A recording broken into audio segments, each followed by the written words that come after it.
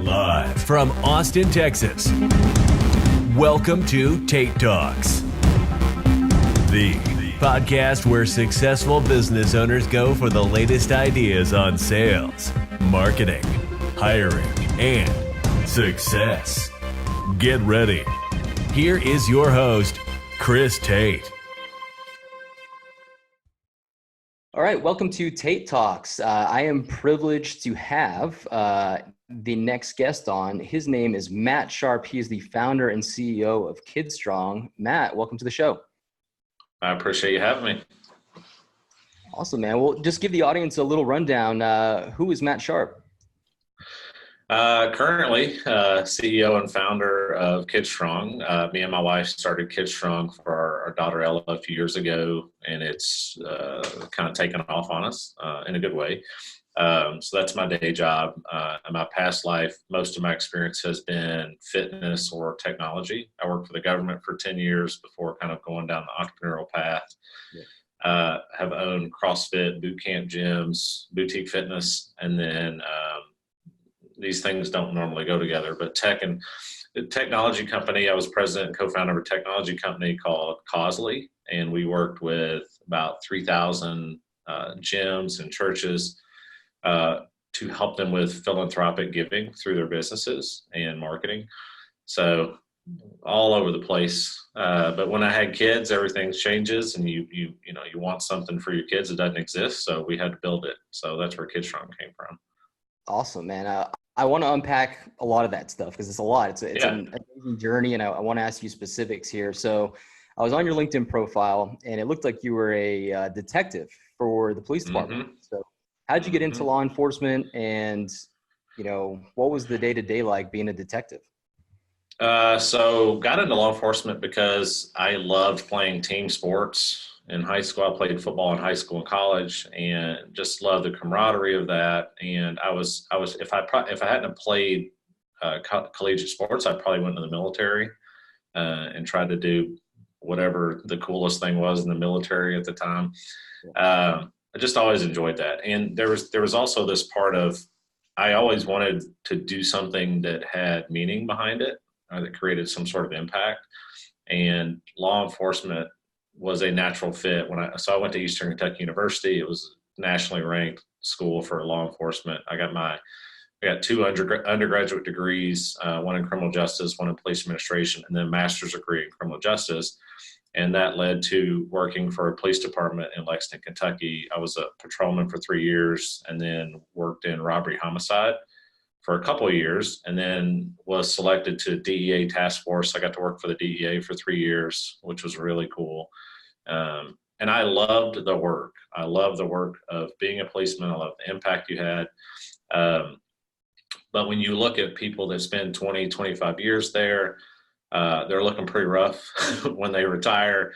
And I'd also done everything I wanted to do in the police department. I was a detective. I got to do all the stuff you see in the movies. I got to do all that cool stuff, and you kind of get that stuff out of your system. And I'd always been very entrepreneurial on the side. I'd gotten some patents on some police products that I came up with during the police academy, and ended up starting a CrossFit gym on the side with a business partner.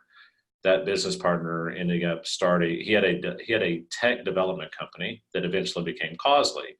So I helped out for a couple of years. We just really enjoyed working together, and it really scratched the entrepreneurial bug. And I had to look at, okay, do I want to spend my next 10 to 15 years in this kind of preset system that is law enforcement, or make the leap over to entrepreneurship? And there's not very many people that quit jobs with pensions that work for the government at 10 years. And most people thought I was crazy.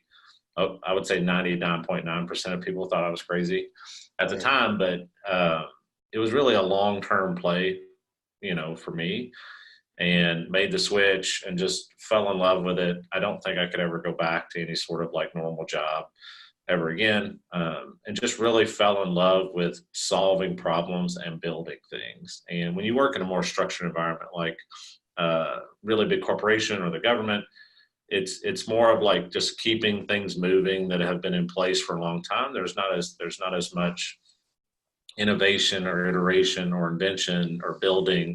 And I really enjoyed that. I've been like that since I was a kid. So it was fun. It was a lot of fun, and day-to-day life, lots of paperwork. I always talk about like it's like 3 days of paperwork for 30 minutes of like fun, and that's exactly how it is. You know, you go through like bank robbery and car chase. It's a very cool hour, and then you spend the next 3 days, you know, doing all the paperwork for it. There's just a lot of that. It was a fun job. I love the guys I worked with. I was really attracted to investigations because of, again, it's like a big puzzle.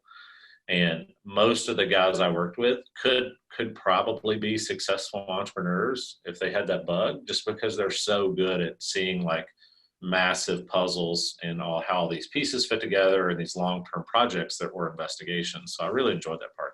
And the psychology of, you know, the interviews, I really enjoyed all that stuff and the camaraderie, but, you know, made the switch and haven't looked back. That's awesome. So were you like, where did the bug start? Were you like, you know, the kid with like the lemonade stand when you were like 11 years old, or like where, like, I know you get a couple of patents, but where did it actually start? Kind of like that. I would say most of mine started with selling art. I was an artist when I was a kid. There's very few like jock artists.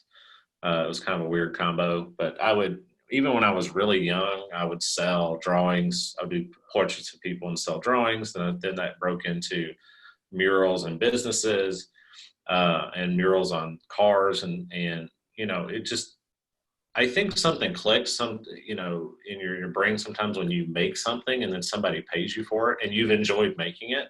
Right. And you're just like, oh, like that's a thing. Well, I'm hooked on like that thing. You know, versus if I go somewhere and they just tell me, go do this and we'll pay you, it was just like, here's a problem. I can come up with a solution and then I will give it to them and then they will pay me. And I've loved the whole process. And that probably started, I'm kind of a weird kid. I would say most entrepreneurs are a little strange. And it probably started like before high school. It was definitely before high school. It was probably like 7th or 8th grade. I began selling art pieces. So that's where it started. And it's just, I think you have to be, you know, there's probably a lot of dyslexic founders of company. Like you just have to be a little off. Like you have to look at the world and say, oh, there's a better way to do that. Even though like that's the way it's been done for like tens or hundreds of years. You have to be a little kind of crazy. But that process of enjoying like finding that solution is, you know, it's very intoxicating for people that are entrepreneurs. And, you know, hopefully if you're in that grind long enough, you like hit something that actually like makes it all worth it. Cause a lot of those don't. Yeah. But I feel like most entrepreneurs like kind of have that, they're just kind of built that way. And you just hope that like it ends up making the money, cause not all of them end up making it, you know, or they waste away in some career because they don't kind of get together enough. I don't think courage is the right word, but like it's very scary to make the leap. And there are a lot of, you know, people that would love to do that, but I don't think they have the faith in themselves to do it. So that was something I was going to ask you later on, but you know, now that we're on the topic, I kind of want to dive into it. So there's a lot of people that want to be entrepreneurs, right? They put it in their bios on Instagram and, you know, they start. It's very cool now. It is. Gary V, Gary V. Know, the entrepreneurship, you know, ride here. But a lot of times they'll get stuck. They'll get to a certain point and they don't know how to push forward. Did you ever get to that point where you were just like, I've built all this, the infrastructure is there, just I need to throw some gas on this? Like, did you ever get stuck at all? Yeah, all the time. I would say and I think if people actually listen to Gary V, he's not saying, you know, you're 22, you should be the CEO of some company you start, you should quit and go do that. He's saying like, do your day job and then you have like an extra 6 hours a day. That's when you build like your dream project. And then at some point that those things can trade places. And it's the people that make the leap without going through that. I think, who was it? TD Jakes always says like, if you don't take the stairs, you don't deserve to be there. You know, like if you haven't earned it, right? So like if you take the elevator, you're going to lose. It's why lottery winners within like years they're bankrupt because they didn't like go through the stages. And I think so for me personally, like a lot of things were side projects, and it allows you to test and iterate on these ideas without putting your entire financial security at risk. And I think most people are not willing to go through that. Like, that's a lot of work. It's a lot of work, and there's a grind, and you don't win very much, and no one is seeing this work. So, anytime I see somebody posting about this stuff on Instagram or Facebook, like there's almost a 0% chance they are going to be successful. Because if you have time to do that, you're not doing the actual work to like make this thing happen. And most people that are successful would never do that anyway. But I really believe in, you do your day job, that's your security. And then you do your passion project on the side, you put the work in. And I have this conversation with people all the time. Like, you put the work in, and then when that thing has enough data points that you can make the leap, then it's not that risky. It is very risky to have an idea and quit, because most of what you think is wrong anyway. Elon Musk always has this great quote where, when you start a business, 90% of what you think is wrong. You just don't know what 90% it is because you haven't like started to take the steps. So I'm a real big fan of do it on the side, put the work in, get the data, and then make the switch when it makes sense. Do you feel like that's why a lot of entrepreneurs are unsuccessful, is because they put all their eggs in one basket? So they say, hey, I got this idea, I'm going to go all in. They quit the day job, and then it's like they haven't proved concept. They don't have enough data points, like you said. Is that where the failure is coming from, you think? I would say the number one thing I've seen with entrepreneurs that I've kind of bumped into is there's no focus.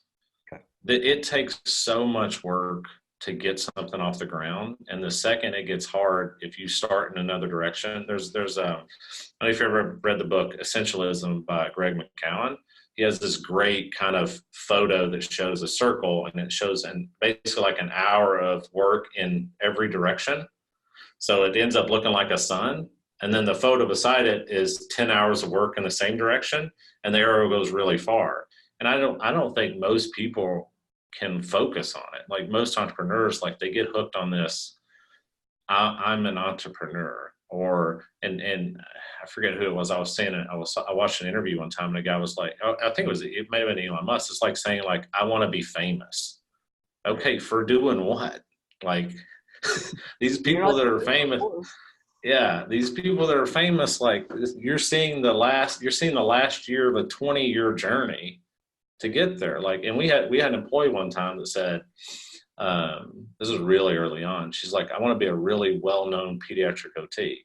I was like, okay, you have to do the things that it takes to be basically, like, you can't just be famous. Like, being famous is not an occupation.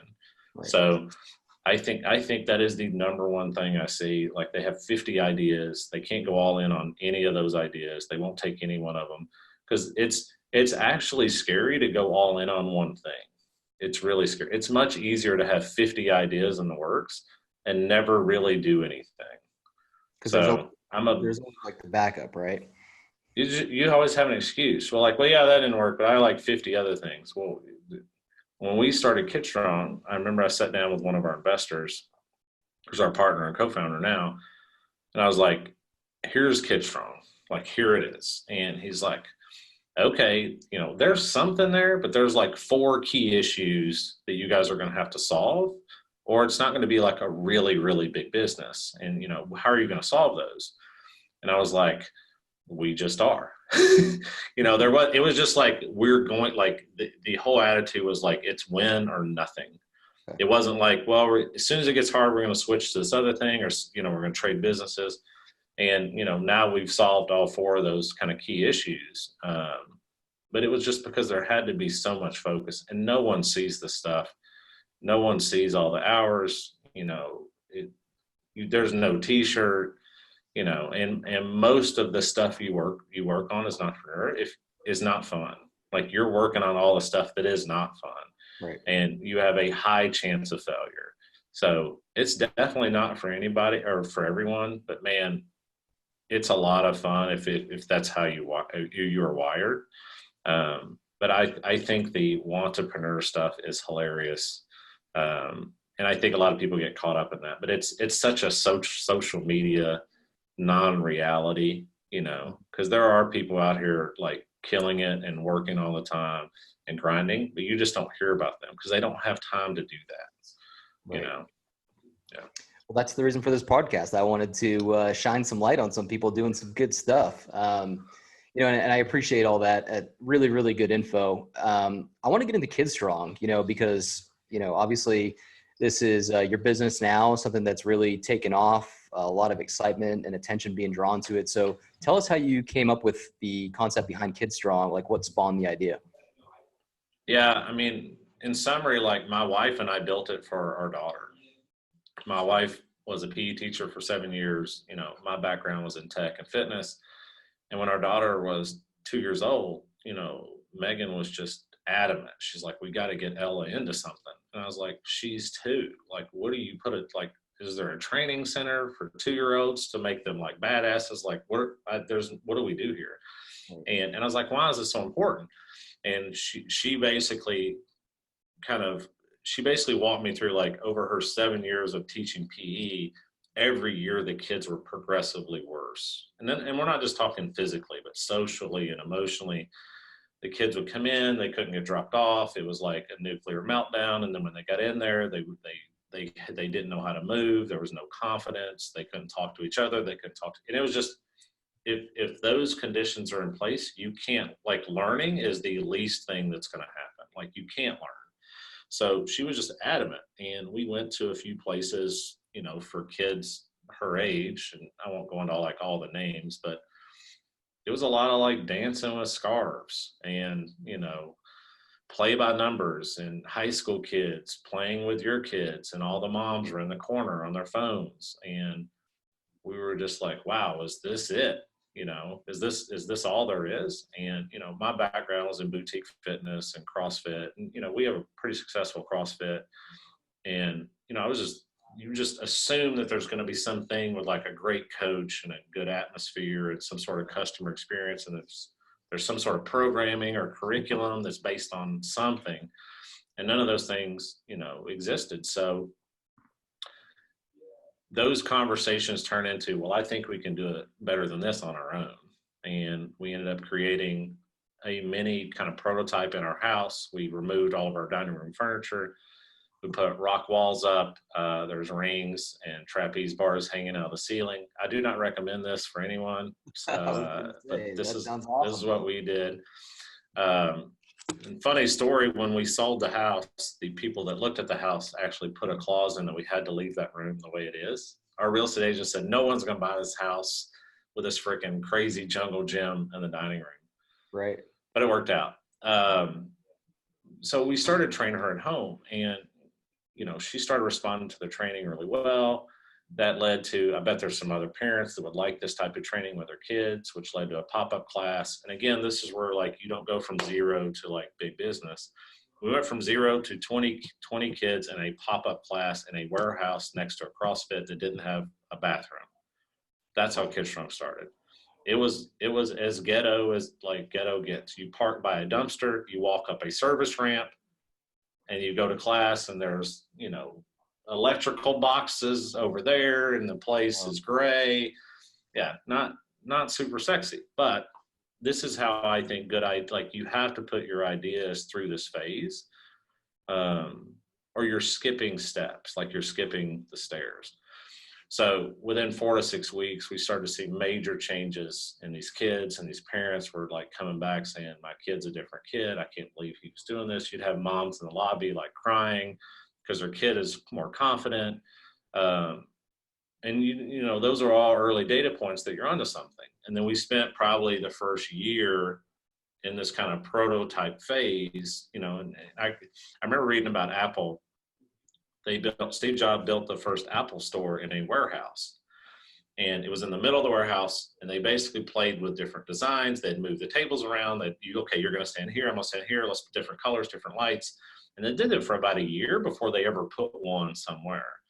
And I remember reading that and I was like, okay, this could be like our warehouse. This could be like our prototype. Let's test like lots of things here. You know, it's very inexpensive test. And also I think a lot of entrepreneurs skip this phase of, will someone actually pay you for this, your idea? So we started charging from the very first day because we wanted to put ourselves on the hook to provide enough value that people would pay and stick around.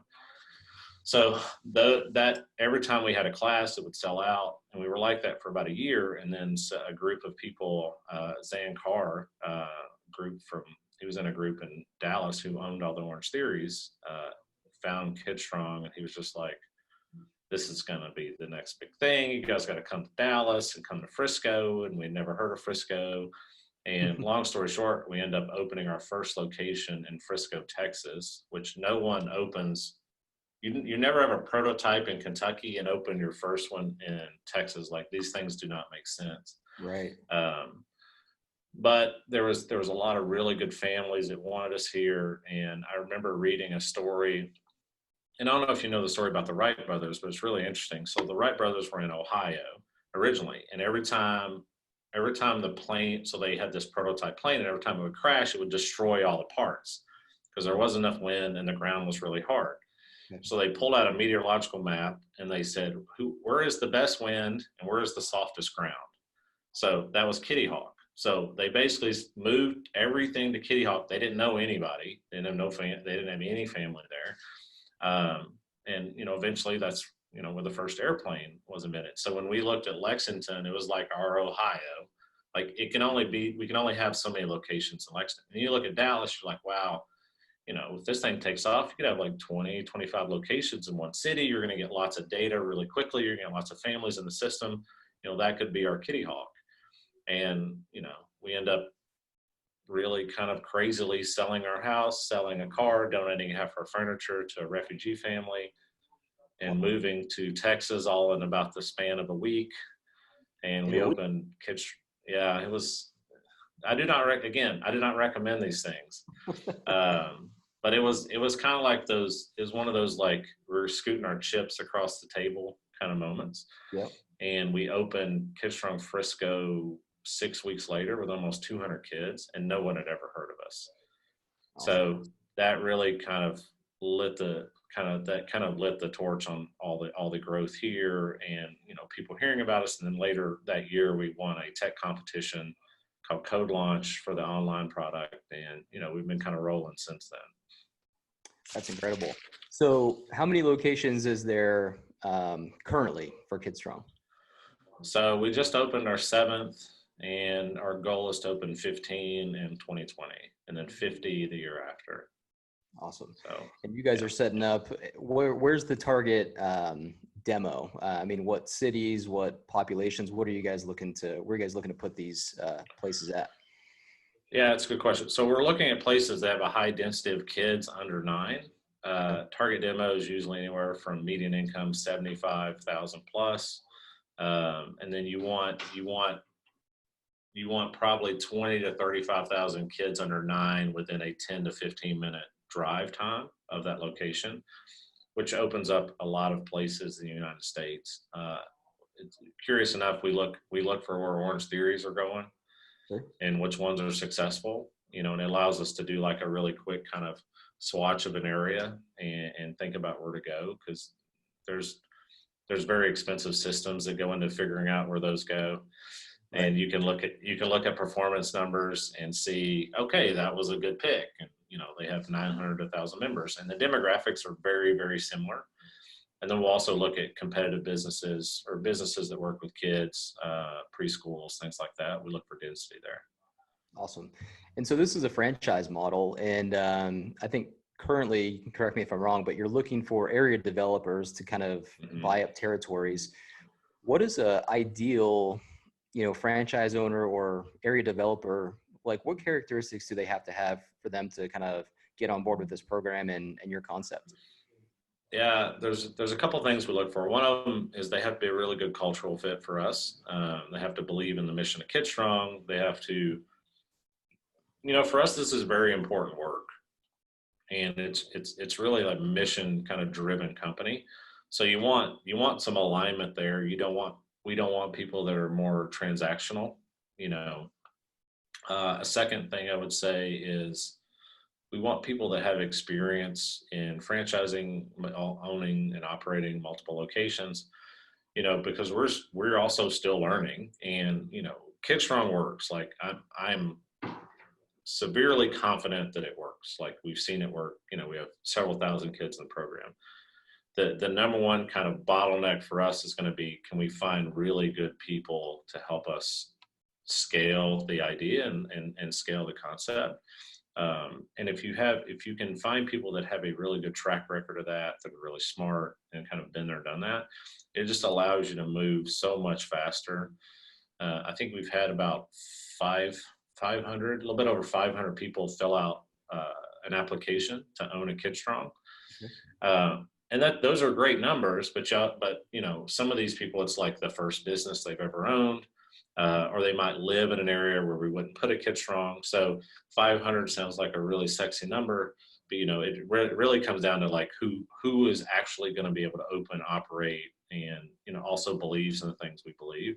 So, you know, experience is key, the territory is key, the data and the demographics have to make sense, and then we really want like alignment on the vision. Awesome.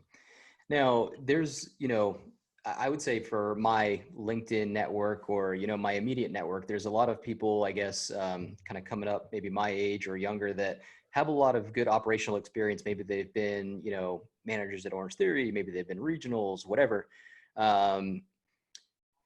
They may be a good fit, but there's also a financial aspect that goes into this. What would be your advice for some of those people, you know, that want to be entrepreneurs, that want to, let's just say, franchise something, but they don't have the capital to do it? What would be some avenues that they can go about?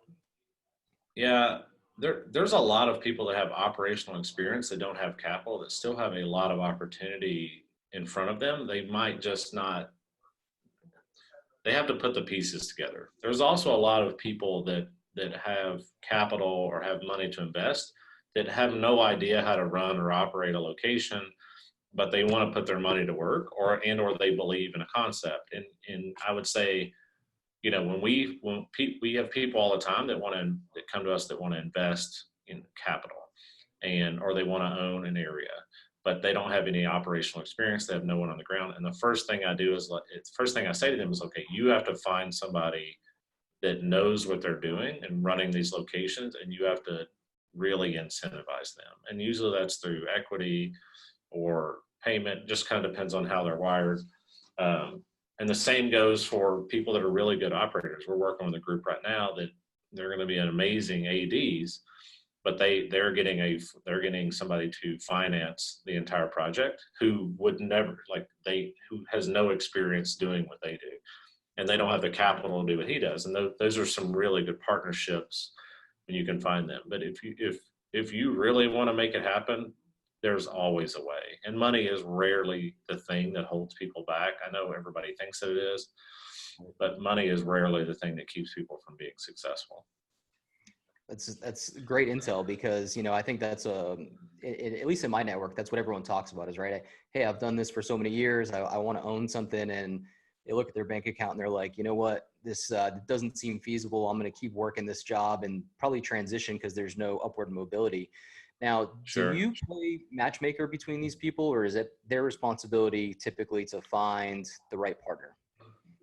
I would say it's case by case. Some people need to do the work, and they need to form these relationships. And if you do all that work for them, they didn't take the stairs. So like they might not have put the work in to really appreciate like this investor.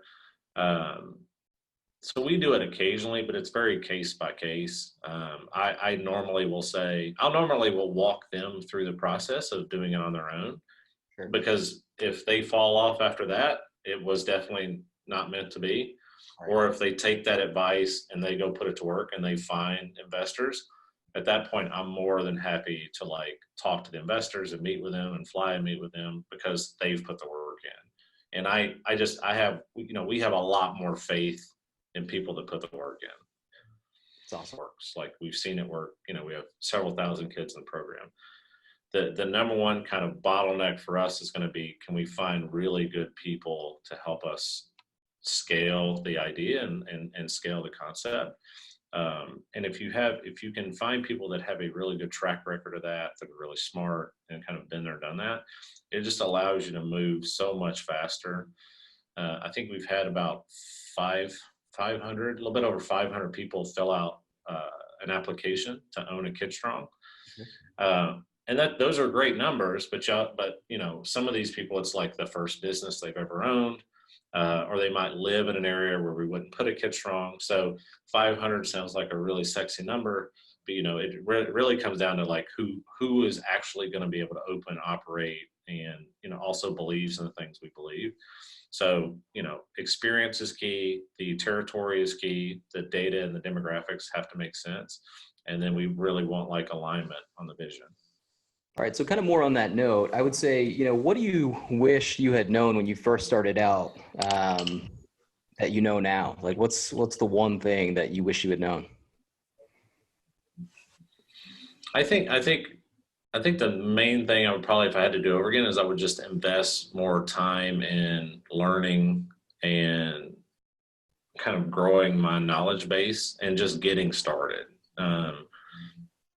I don't think you do not have to go to business school to start a business.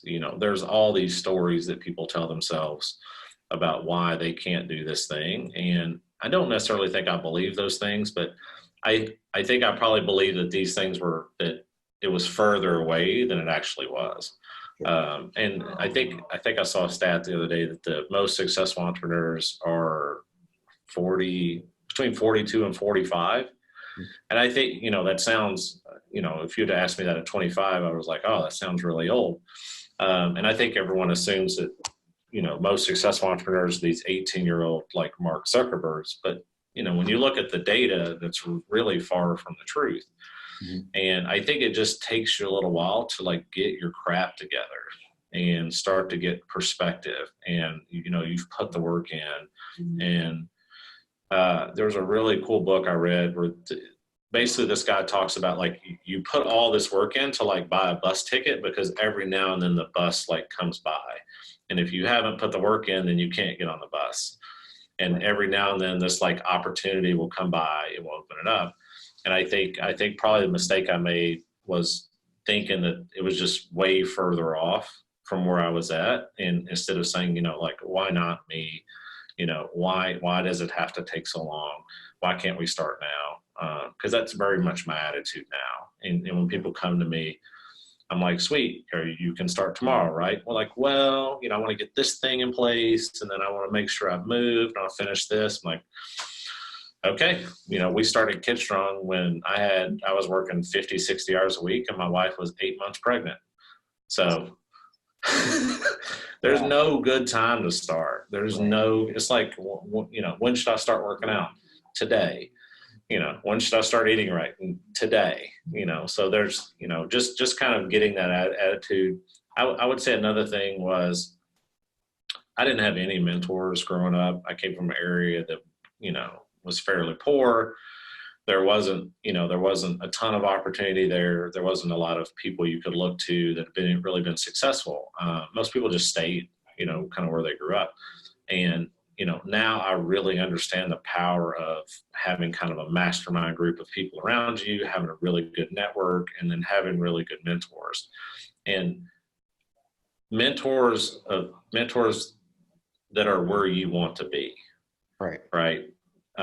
So like what I look for in mentors now is somebody that is maybe 10 to 15 years ahead of me, that has run a successful business, that is also a great father, that is also a great husband, that has a really, an awesome family. I'm probably not going to have somebody mentor me that is 15 years in front of me that's really rich and they've been divorced 5 times and their kids hate them, because I don't want that advice. I don't want to be that person. So I think it's really important when you look for these guys, unless you're just looking for advice. I might ask that guy for advice on, banking. But when I look at like holistic kind of mentorship, I really want to find guys that have kind of been through the fire, and they will say, okay, I remember when we were at your stage and, me and my wife used to fight a lot because I worked all the time. Here's something we learned, like every other Thursday, go on a date, like block it off. It's in concrete, block it off. Like that's the type of mentors I want around me. Do you have any of those in your life now? I do have some, but I'm always on the look for more. And, the more successful KidStrong gets, the more you've been able to kind of like get access to people like that, because those people are really busy. And, I didn't understand. I think a lot of young people too just assume that if you find somebody that's successful and you email them, that they're going to stop everything they're doing and become your mentor. And that's just not how it works. Like these people are very busy. And I understand the other side of that now. But I try to find those people and either provide some sort of value, any value I can, or just be hyper accommodating. Like, there was a guy I've texted and I said, if you will have coffee, I will fly to, your office, which is many states away, for coffee. And that's 100% like the truth. If that guy wants to have coffee, I will definitely fly out there for 15 minutes. Because those interactions are just so valuable. Those networks are so valuable. And I think being really humble and having like a student's mentality is the way to go. Awesome. I really believe in that. That's great. Now there's two industries that typically scare people off, right? Because the clientele tend to be pretty picky, right? Or pretty opinionated. Mm-hmm.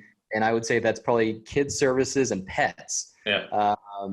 Now, a way to combat that, I believe, is through having excellent people to run your locations and kind of manage these personalities, but also kind of do the service and just be good people overall. What do you guys look for KidStrong coaches, for managers? Like, what is the makeup and what kind of process are you putting them through? Yeah. So what we look for are great coaches and great leaders. And the way we kind of find those people are core value alignment. And then, there's a basic skill set that you want there, but we can teach, if people have kind of the basic ingredients, we can teach them a lot of the stuff we need. But I really believe in that. So Jim Collins' Good to Great, that book where he says, first who, then what.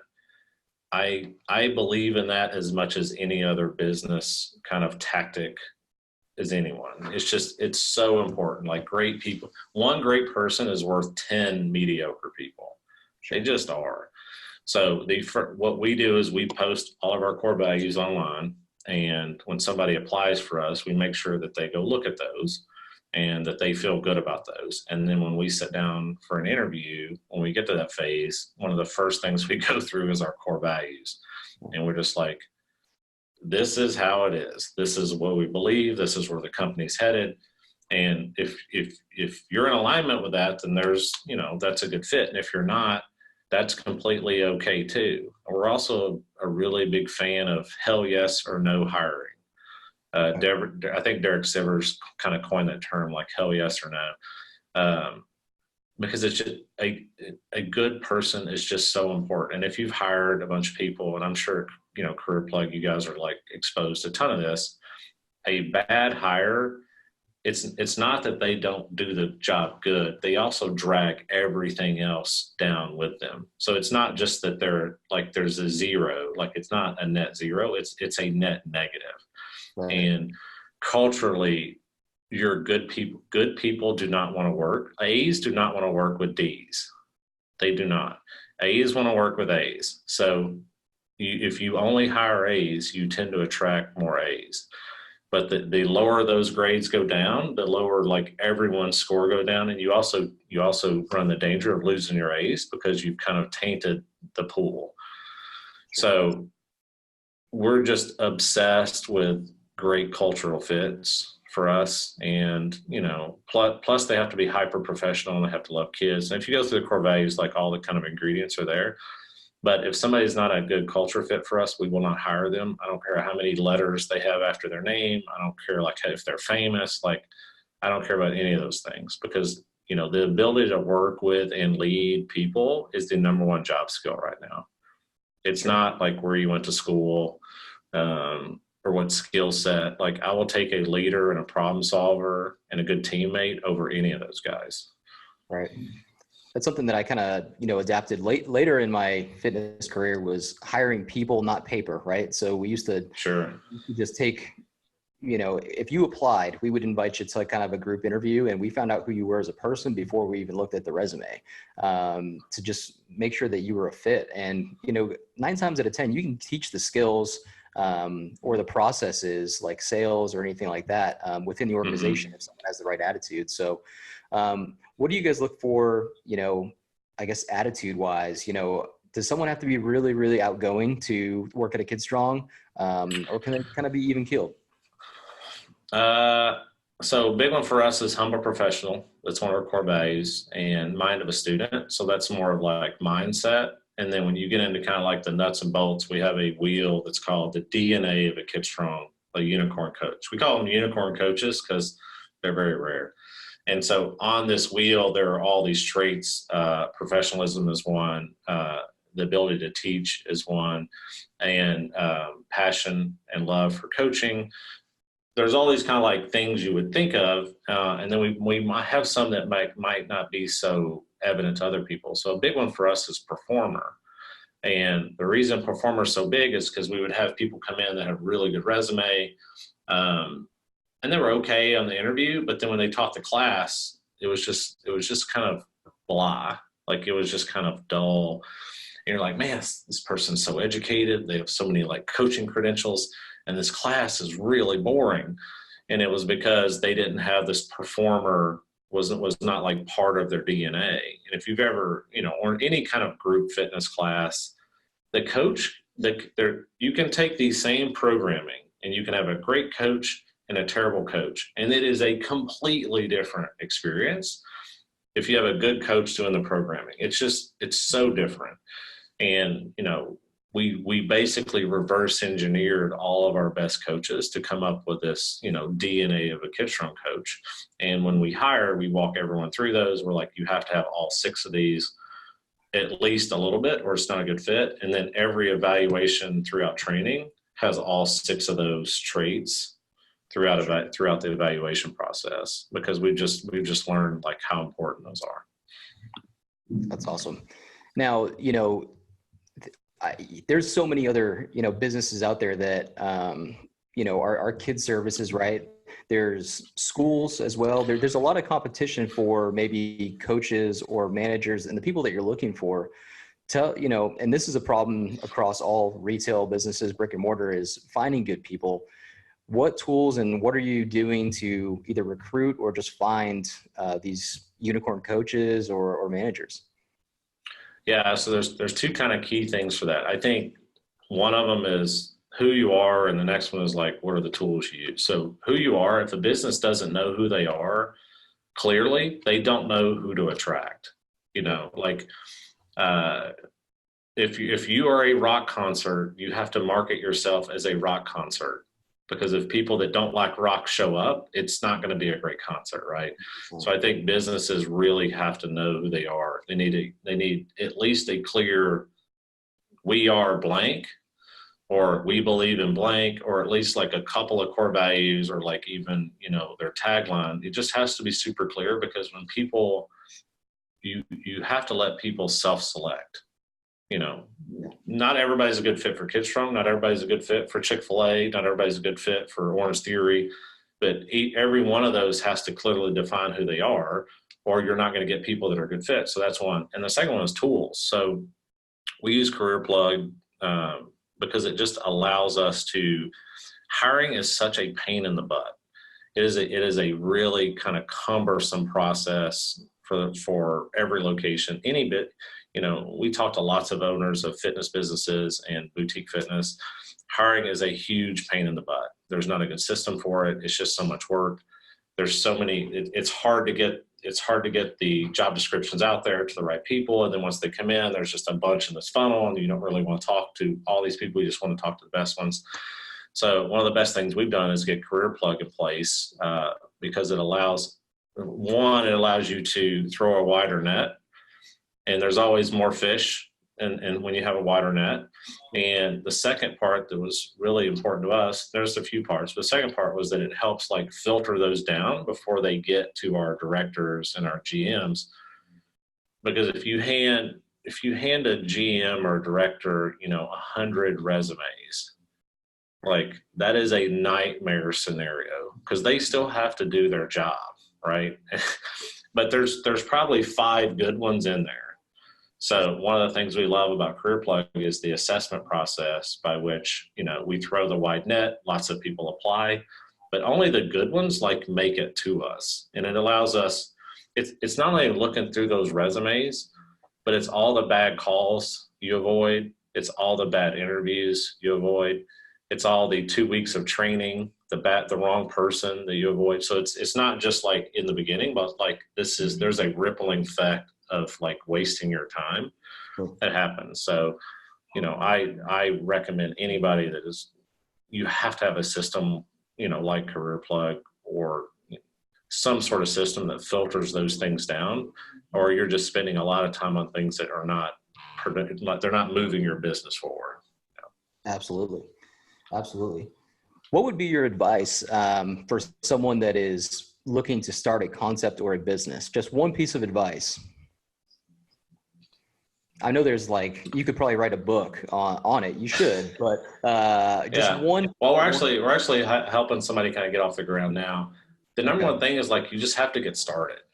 You have to find a way to get this thing, your idea, in front of someone else and see if they like it. I am very down on people that have 2 years of thinking about it.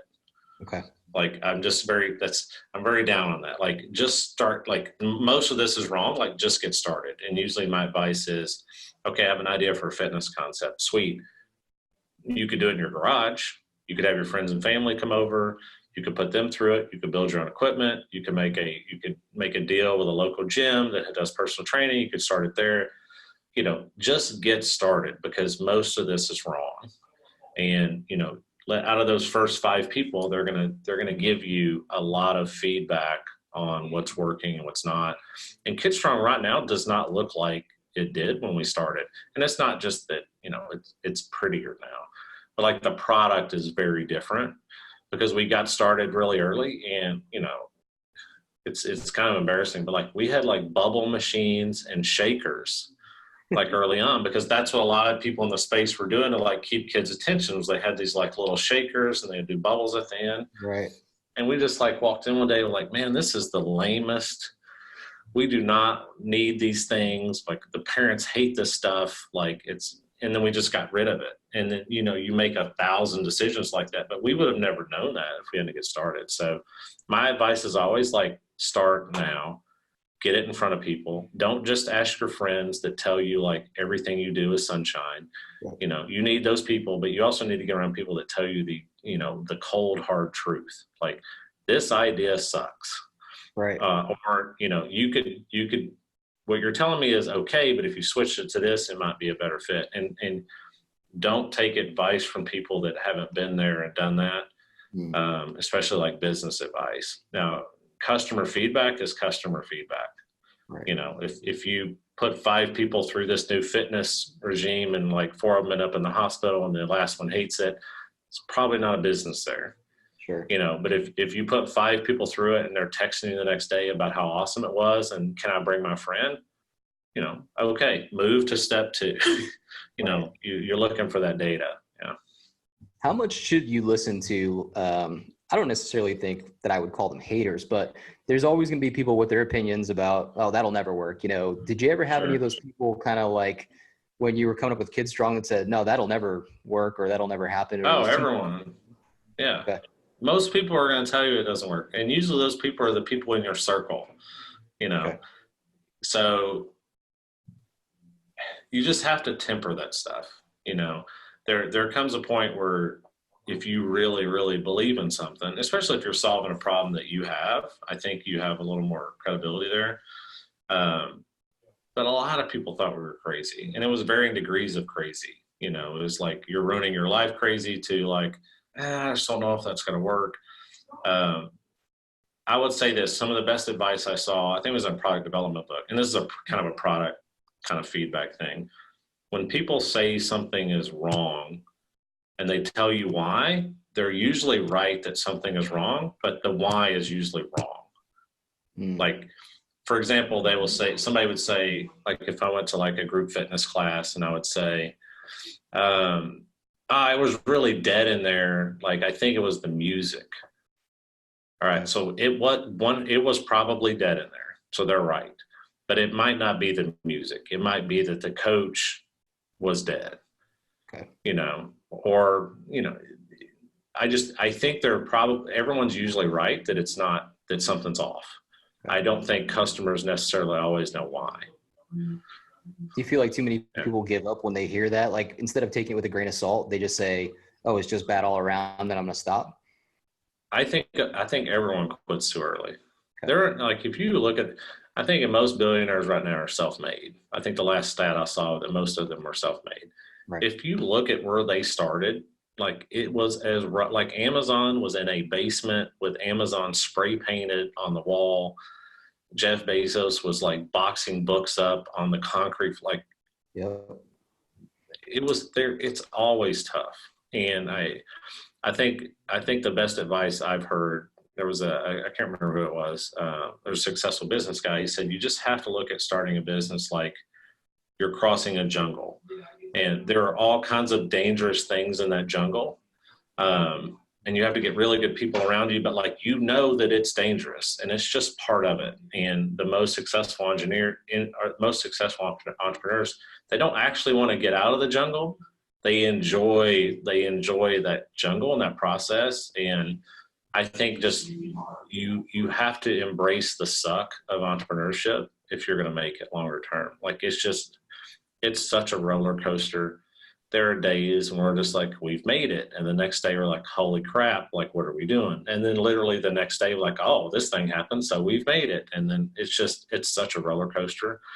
And just knowing that that's just part of it, and being completely okay with that, I think is a key for long-term survival. That's awesome. It's a journey. It's a ride. So never a dull moment. You have to love the process. It's like working out. Like, very, very, very few people love to work out all the time. Right. But at some point you have to enjoy it, or you have to just say, like, okay, I'm going to go in, it's going to suck, but like, I'm going to feel really good the rest of the day. And if I do this for 6 weeks, I'm going to feel better.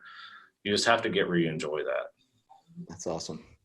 I got one last question for you.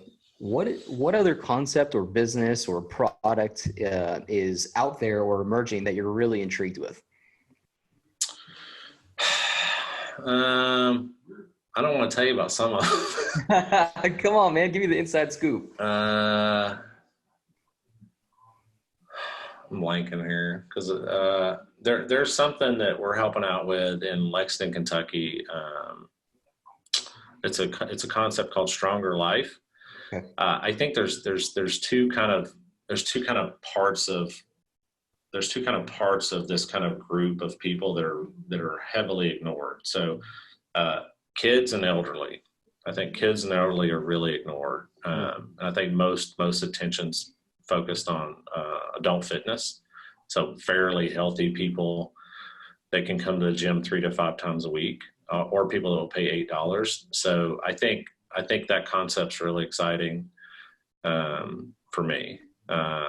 Just because I always like looking where everyone else is kind of not looking. I remember when we got into CrossFit, we got into it really early on. We were like the 700th affiliate, and people thought that was crazy back then. It was stupid, and no one's going to pay $150 a month to work out, but that now to me, like, it's not as cool because there's so many, So now you're just like, okay, there's too much stuff. There's too much noise here. Like, what's like the next thing? So I would say those two, are pretty exciting to me. I love that.